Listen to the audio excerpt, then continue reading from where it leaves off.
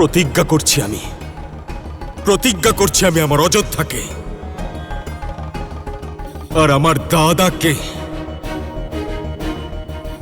একবার ওই ষড়যন্ত্রকারীকে আমি পেয়ে যাই,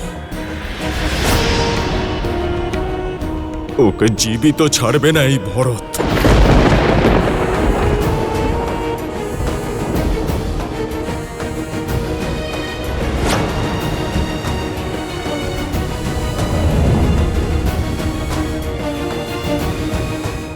এভাবে বলো না পুত্র। আমি যা বলছি মা তা এতক্ষণে হয়ে যাওয়া উচিত ছিল। তোমার ওকে মৃত্যুদণ্ড দিয়ে দেওয়া উচিত ছিল। ওই পাপী, সেই পাপী তোমার সামনে দাঁড়িয়ে আছে। যা শাস্তি দেওয়ার তোমার মাকে দাও।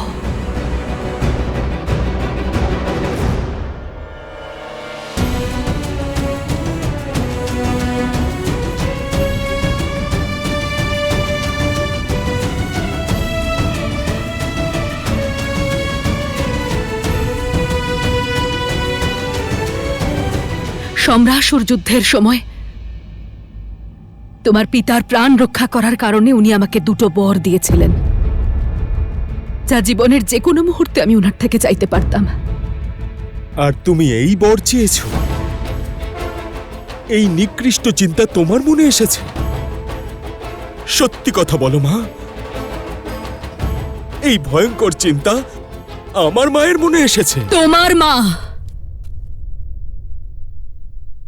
তাই মনে এসেছে।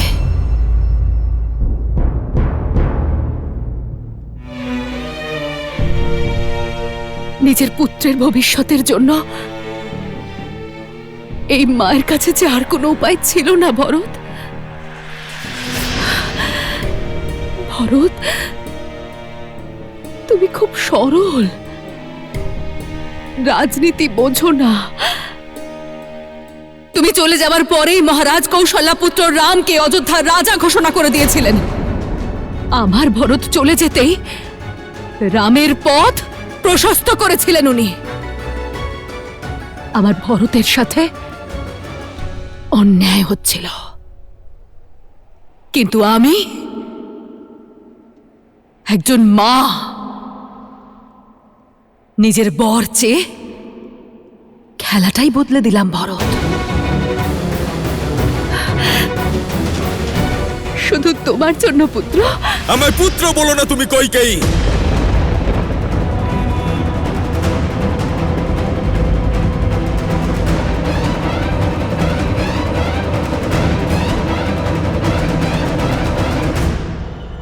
পুত্র বলো না তুমি আমায়।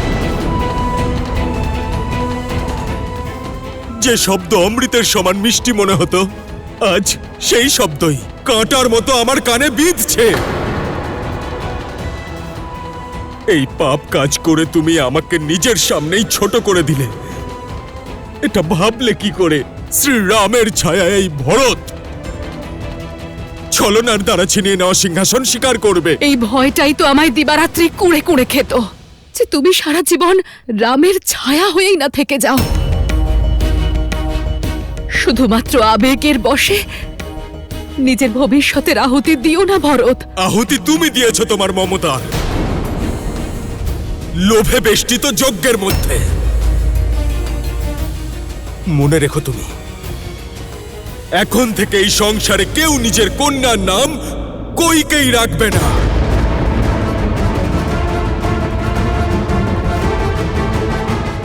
কিন্তু এটাও সত্য যে এই সংসার ভরত নাম শুনলেও সন্দেহ করবে। ভরত, এভাবে বলো না ভরত। আমি যা করেছি তোমার জন্য করেছি, যাতে তুমি একজন দাস হিসেবে নয়, রাজা হিসেবে বাঁচতে পারো। আর আরো একটা সত্যি হলো যে তোমার পথ থেকে রাম নামক কাঁটার সঙ্গে সঙ্গে লক্ষণ আর সীতাও বনে চলে গেছে।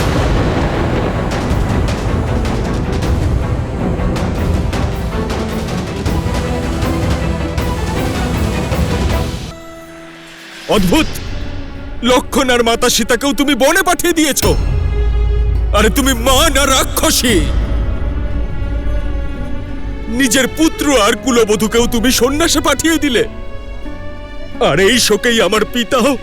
না ভরত, এই ঘটনার সঙ্গে এর কোনো সম্পর্ক নেই। মিথ্যে, সব মিথ্যেই, সব তোমার ষড়যন্ত্র ছিল কইকেয়ী। আমার পিতার মৃত্যু তোমার ষড়যন্ত্রের জন্যই হয়েছে। তুমি হত্যা করেছো ওনাকে।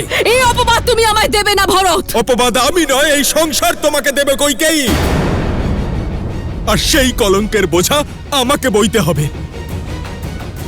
তুমি একজন নয়, দুজন পুত্রের মমতা নিয়ে ছলনা করেছো। যেই দাদা তোমাকে নিজের জননীর থেকেও বেশি মনে করত, তাকে ঠকিয়েছো। আর যেই পুত্র ভরতকে তুমি জন্ম দিয়েছ, তার জীবনও কলঙ্কিত করে দিয়েছ তুমি। সত্যি কি মায়েরা এমন হয়? এমন কথায় বলে যে একজন পুত্র কুপুত্র হতে পারে, কিন্তু একজন মা কুমাতা হতে পারে না। না ভরত। আর কইকেই তুমি ইতিহাসের প্রথম এমন মা যে কুমাতা হওয়ার পথ বেছে নিয়েছো।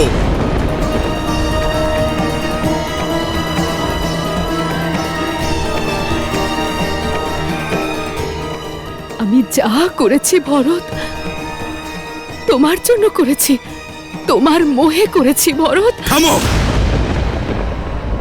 থামো। মাতা পিতার কর্তব্য সন্তানদের উচিত পথ দেখানো, বোনের পথ দেখানো নয়।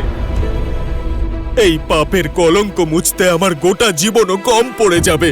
না ভরত, তোমার জন্যই আমার দাদা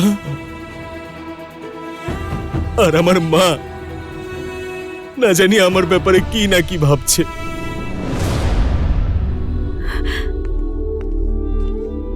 শুধুমাত্র আমি তোমার মা। মা শব্দের অপমান করো না তুমি কইকেই। ইচ্ছে করছে এক কোপে তোমার মাথা ধর থেকে আলাদা করে দিই।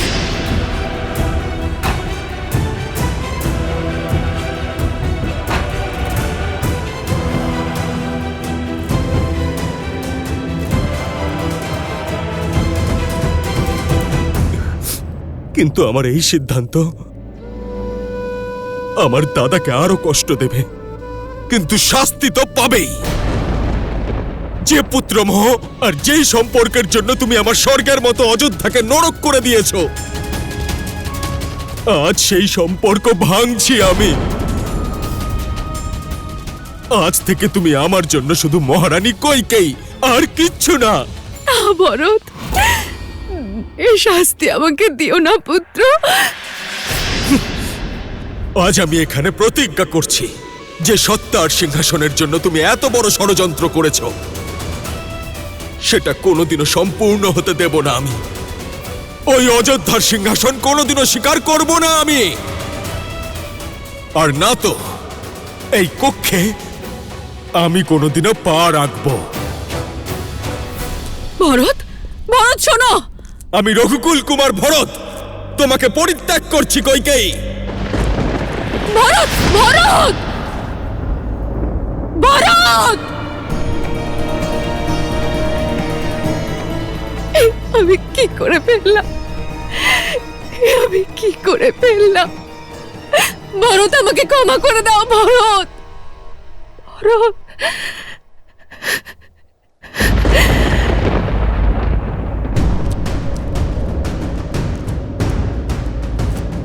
চল পাপি, কেউ আমায় বাঁচাও, কেউ আমায় সাহায্য করো। চল। যে তোর সহায়তা করতে আসবে তাকে আমি তোর থেকেও বেশি কঠিন শাস্তি দেব। শত্রুঘ্ন, ছেড়ে দাও আমাকে। আমি তোর প্রাণ নিয়ে নেব।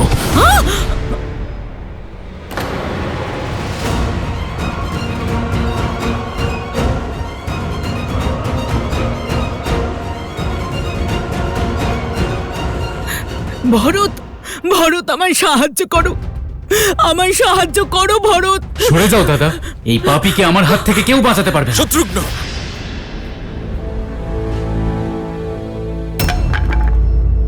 শান্ত হও শত্রুঘ্ন। আমরা রঘুকুলের বংশধর, আর আমরা নারীদের উপরে হাত তুলি না। নারী? নারী এরকম হয় না দাদা। নারীর বেশেও একজন রাক্ষসী। শত্রুঘ্ন, তুমি জানো না দাদা, এর জন্যই আমাদের রাম দাদা, সীতা মা আর লক্ষণ দাদা বনে চলে গেছে। এই ষড়যন্ত্রে শুধুমাত্র একা নয়, মহারানী কৈকেয়ীও এর সঙ্গে যুক্ত। শত্রুঘ্ন, শাস্তি তো ওনারও পাওয়া উচিত।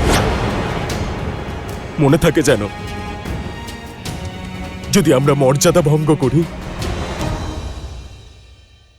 তাহলে দাদার চোখে আমরা দুজন অপরাধী হয়ে যাব। ত্যাগ করবেন উনি আমাদের। তাহলে কি ওকে এভাবেই ছেড়ে দেবো দাদা? এই পাপীর মৃত্যুদণ্ড হওয়া উচিত। অপরাধীকে কি শাস্তি দেওয়া হবে, সেই সিদ্ধান্ত একজন রাজা নেয়। দাদাকে একবার ফিরে আসতে দাও। ওর পাপের শাস্তি দাদাই ঠিক করবেন। আর দাদার অযোধ্যায় ফিরে আসার প্রস্তুতি শুরু করো। ততদিন পর্যন্ত এই পাপীকে কারাগারে বন্দী করো। না না ভরত, সৈনিকরা, না না, নিয়ে যাও একে আর কারাগারে বন্দী করো। আমাকে কারাগারে বন্দি করো না, আমাকে বাঁচাও। না ভরত, না ভরত, না, আমি মরে যাব ভরত, আমাকে বাঁচাও, আমাকে বাঁচাও ভরত, আমাকে বাঁচাও। আমাদের রাম দাদা মর্যাদার প্রতীক, কিন্তু বুঝতে পারছি না দাদা, লক্ষণ দাদা এই অপরাধীদের শাস্তি দিল না কেন? কেন সে চুপচাপ বনে চলে গেল? কেন দাদা বলো?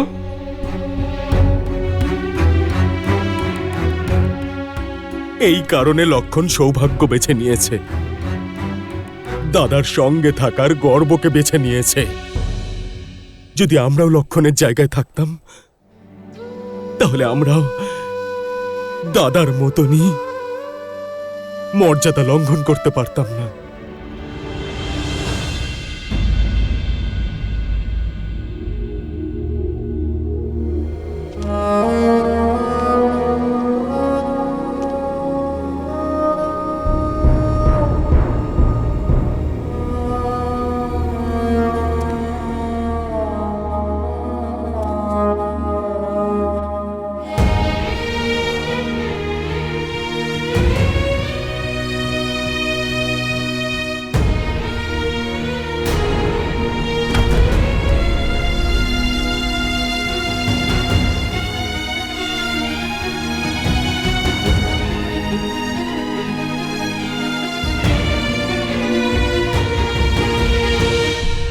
পিতা,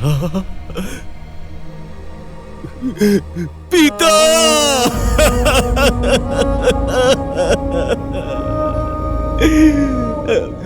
অনেক বড় অপরাধ করেছি আমি।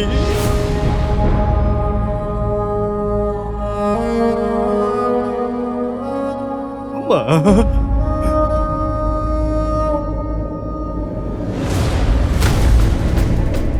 ভরত, হবু রাজার এইভাবে বিলাপ করা শোভা পায় না। অভিনন্দন যুবরাজ। পিতার মৃত্যুকে আশ্রয় করে রাজ সিংহাসন পেয়েই গেলে তুমি। আজ মহারানী কৈকেয়ী তো নিশ্চয়ই খুব আনন্দিত, নিশ্চয়ই খুব গর্বিত। রঘুকুলে নতুন উদাহরণ প্রতিষ্ঠা করেছ। রাজ সিংহাসনের লোভে সম্পর্কের বলি দিয়ে সিংহাসন অধিকার করা ইক্ষ্বাকু বংশের প্রথম রাজা হতে চলেছ। তাই অকারণে এই অশ্রুপাত করে দুঃখ করা বন্ধ করো আর আনন্দ করো। সিংহাসন লাভ করার, রাজপাট লাভ করার, আর তুমি যা করেছো তার দায়িত্ব নাও ভরত।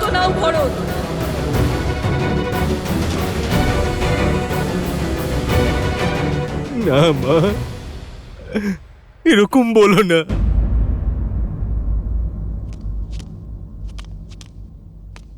মা, মা আমার কথা বিশ্বাস করো তুমি। আমি কিচ্ছু করিনি মা।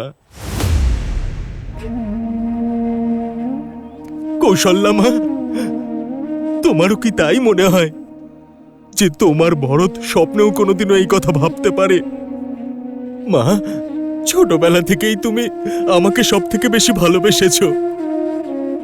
সমগ্র সংসার আমার দিকে আঙুল তুলতে পারে, কিন্তু তোমার নিস্তব্ধতা, তোমার ক্রোধ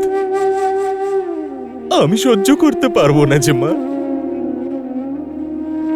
আমি কিচ্ছু করিনি মা, আমি কিচ্ছু করিনি, আমি কিচ্ছু করিনি, কিচ্ছু করিনি আমি। তোমার নারায়ণকে আমি সাক্ষী রেখে বলছি,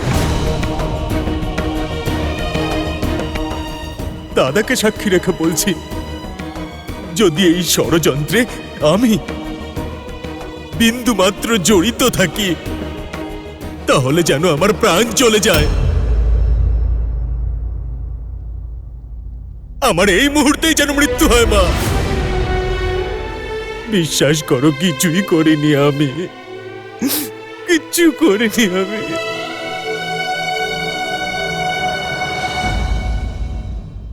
যে মা জন্ম দিয়েছে সে তো কুকর্ম করেছে, কিন্তু মা তুমি দাদাকে যাওয়ার অনুমতি কেন দিলে? রাম তো আমার কথা শোনেনি। আমার একটা কথা রাখবে? আমাকে আমার রামের কাছে বনবাসে রেখে এসো।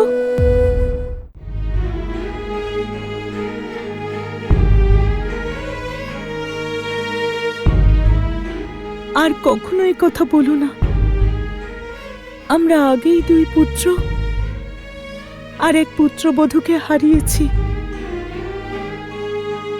আর এখন যদি তুমি এই কথা বলো, তাহলে আমরা কি করে বাঁচবো বলো তো? না না মা, বিশ্বাস করো, দাদার চরণের থেকে বড় সিংহাসন আমার কাছে আর কিছুই নয়। ওনার ছত্র ছায়ার থেকে সুরক্ষিত কোনো পদ নয়। যে মা জন্ম দিয়েছে সে তো কুকর্ম করেছে, কিন্তু মা তুমি দাদাকে যাওয়ার অনুমতি কেন দিলে? আমরা চেষ্টা করেছিলাম, অনেক বুঝিয়েছিলাম আমি,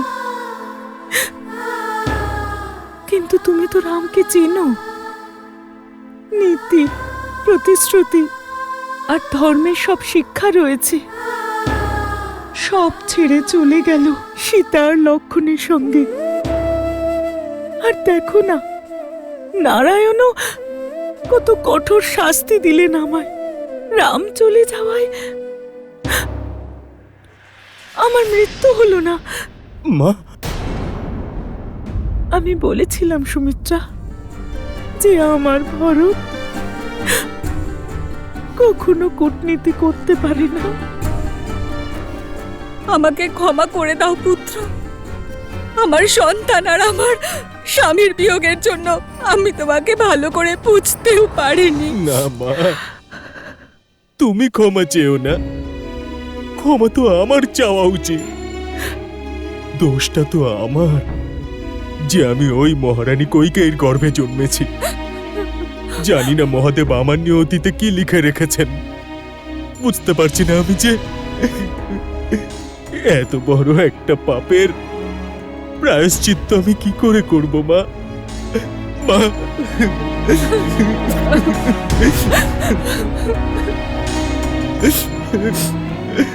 মা, মা,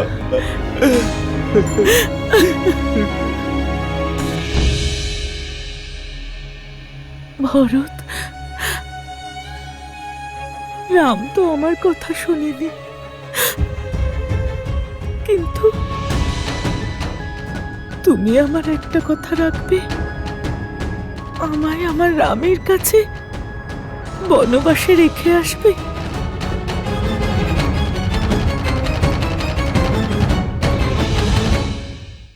কুমার ভরত, মহারাজের অস্থি বিসর্জন করুন। মহারাজের অস্থির বিসর্জন ওনার জ্যেষ্ঠ পুত্রের হাতেই হওয়া উচিত। শ্রীরামের এই দাস বনে গিয়ে আমার দাদা রাম, মায়ের সমান সীতা মা আর আমার অনুজ লক্ষণকে পুনরায় অযোধ্যায় ফিরিয়ে আনবো।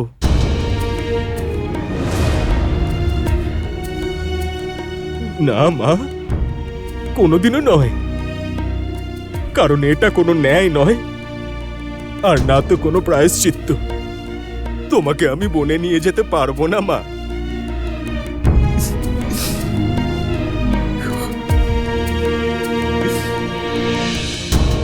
বরং যারা বনবাসী হয়ে গিয়েছেন ওনাদেরকে পুনরায় অযোধ্যায় ফিরিয়ে নিয়ে আসবো আমি। আমার দাদা রাম, আমার সীতা মা আর আমার প্রিয় অনুজ লক্ষণকে পুনরায় অযোধ্যায় ফিরিয়ে আনবো আমি। ধন্য তুমি কুমার ভরত, ধন্য তুমি।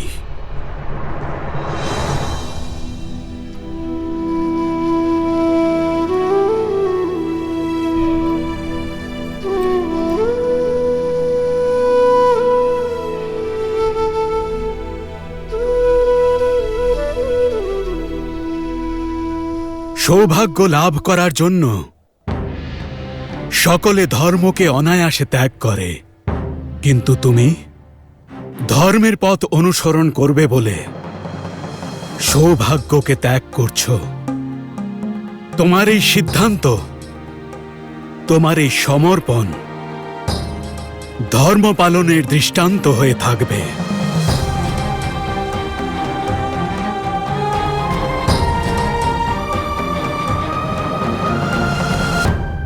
যে সময় চলে গেছে তা নিয়ে বিলাপ করো না। এখন তোমাদের দায়িত্ব পালন করার সময়। নিজেদের মনকে শক্ত করো, চোখের জল মুছে নাও পুত্র, আর নিজের পিতা রাজা দশরথের শেষকৃত্যের আয়োজন আরম্ভ করো।